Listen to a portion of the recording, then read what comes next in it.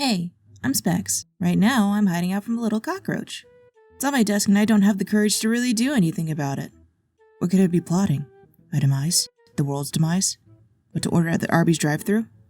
What a monster. I'm very close to burning my own little burrow down because I don't want to deal with my own phobia. Which makes for an interesting topic. And since I'm stuck in this closet for a while, it'd be a good time to make a video about it. So phobias. A phobia can basically be summed up as an irrational fear or aversion from something, which means you're so extremely afraid of a living being, situation, or object, it becomes something akin to an obsession, but like an obsession of avoiding it. I myself have a phobia of cockroaches, and this goes all the way back from a long history of childhood trauma, among other things. So what? It shouldn't affect me, and the roach isn't doing anything to me. Well, you'd be right if you weren't so terribly wrong. Let's look at the general symptoms of phobia.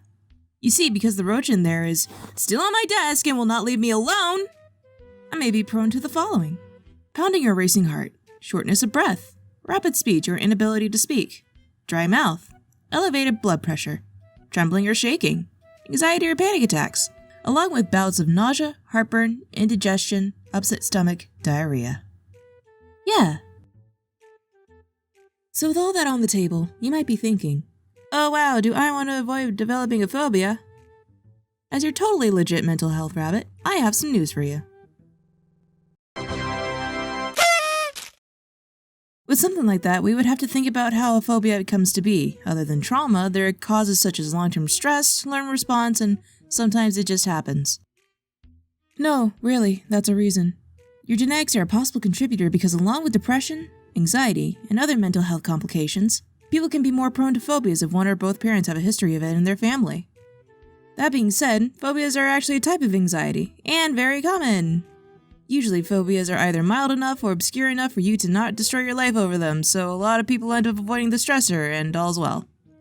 But there are cases and potential signs you should look out for if you or someone else is suffering from a complex phobia.